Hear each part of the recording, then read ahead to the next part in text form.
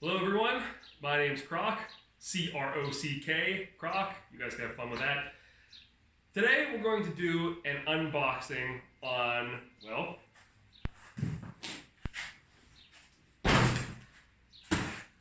this Lotos 140 Mig welder. Stick around.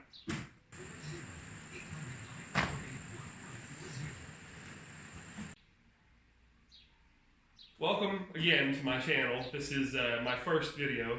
I'm your average do-it-yourselfer, very little talent overall.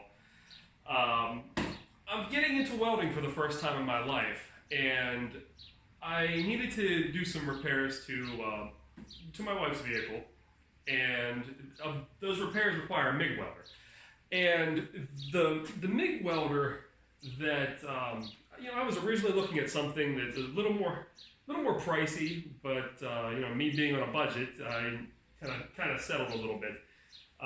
But this Lotos 140 MIG welder, it runs on 110 volt, and I was looking for something a little more heavy duty than that, but it gets good reviews, and that's really what I'm worried about at the end of the day. So I'm going to bring the camera over and we can do a real quick unboxing and take a look at what's in it. So let's do that. So here we are, a little bit closer up on the box. I'll go over the packaging just a little bit here. It came pretty well packed. The only complaint I have is this single strip of tape running down the length of the box. Really nothing to complain about though. I don't receive large enough packages in the mail to know whether or not this thing on both sides is standard for something of this size. Weighs about 50, 60-ish pounds. It didn't take a whole heck of a lot of effort to cart it up from the house to the garage. But I do have a couple of assortment of tools sitting here that I'm going to use to open this guy up. And I think I'm going to start with the scissors to try to be a little gentle here. Cut that, and break out the razor knife here and gently cut into the top.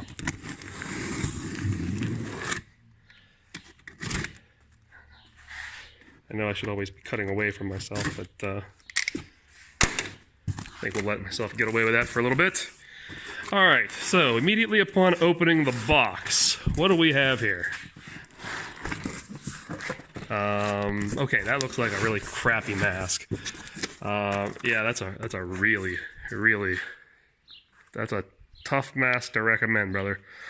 Okay, so we'll just throw that over there. Check this guy on the floor. Alright, so what else do we have? Handle for the mask. Throw that over there. Your standard, slag hammer / wire brush. I guess could be useful at some point.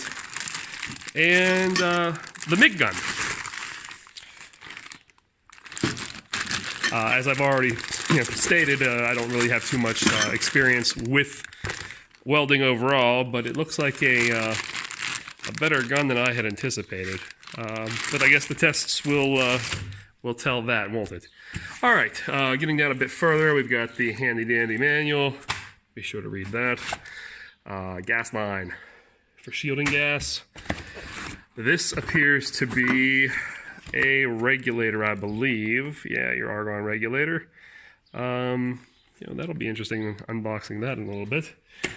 Let us see if it's in metric or United States standard stuff. Just some styrofoam there. Let's see, what else do we have in this box? We have a bit of, I believe this is flux core wire. We'll set that off to the side. What else do we have here? The work clamp. And ground clamp if you want. Anything else down in here? Of course, have a little hardware kit for changing nozzles, and it also has some tips in there. Not quite sure what they are, but. And then we have the 110 volt power supply. So I think what I'm going to do is I'm just going to rip this guy out of here. I guess here's the lens for the highly unrecommended mask. I'm just going to pull this out of here, and we're going to see exactly what she looks like. trying to do this with one hand, so I apologize for the shoddy camera work. All right, so she's deboxified. Your standard plastic wrap, nothing that great. So there she is. Now, the reason I went with something like this, and I was pretty torn between this welder and the Everlast equivalent, which I believe was a 140 as well. They both get pretty darn good reviews, but of the welding videos that I see online, it seems like the trusted name anymore is, among the Millers and the Lincolns of the world, is Everlast. However, when we're talking about welders on a budget that achieve high marks, it seems that Lotos does, at least according to various Amazon reviews. A couple of things that I absolutely had to have in this welder. The first thing was an aluminum drive.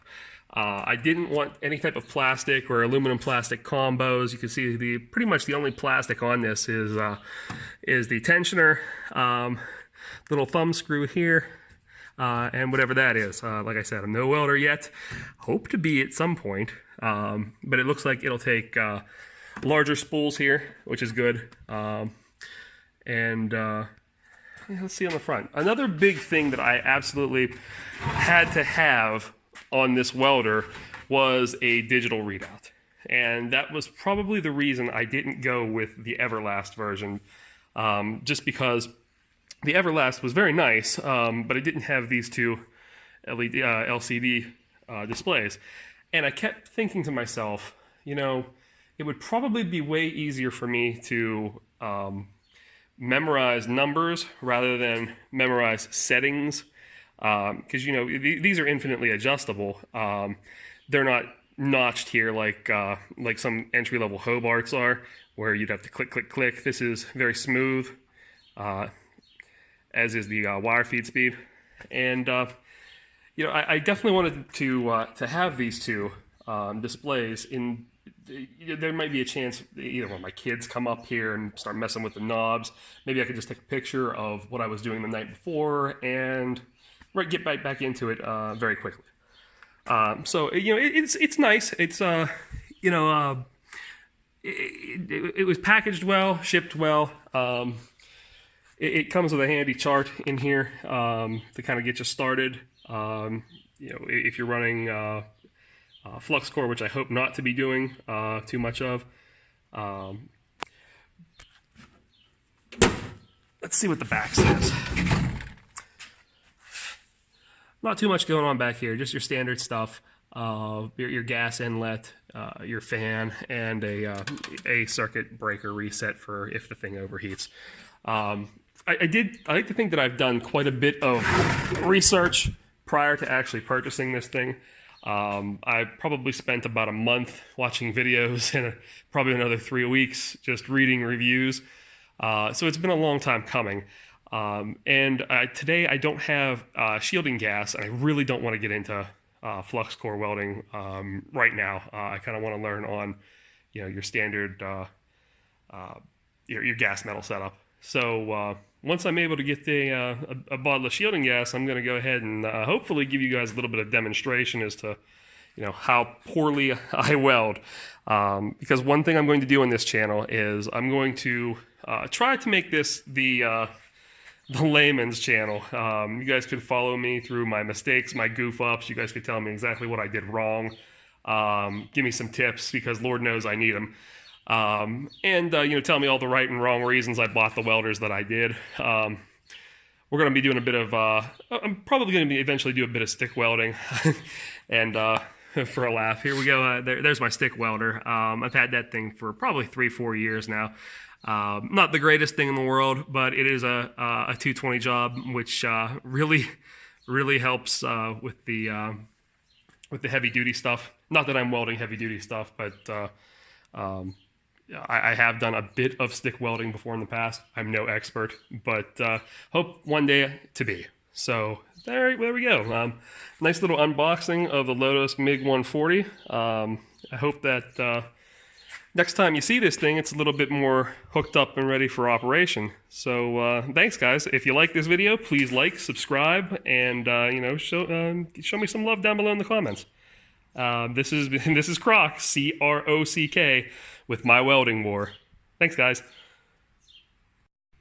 Alright, so before I end this, I nearly forgot. I wanted to take a look at this regulator to see exactly, I mean, I'm sure it's not a high-quality regulator, but for something that comes standard with kind of like the entry-level model. Oh, you know what? It's not a regulator. It's an actual flow meter. Go figure. That's interesting. Wasn't expecting that. Let's see if we can pull that out of here. Let's see if we can pull that out. Alright, so here we have it. It's we have standard cubic feet per hour and liters per minute. So that's actually a bit better than I thought was going to be included in this. Granted, I've seen these before and they're nothing overwhelmingly special, but the fact that it's not just in liters per minute, we have some standard measurements over here. I'm more than thrilled to actually see an actual flow meter come in this rather than the typical regulator. So yeah, that'll do it for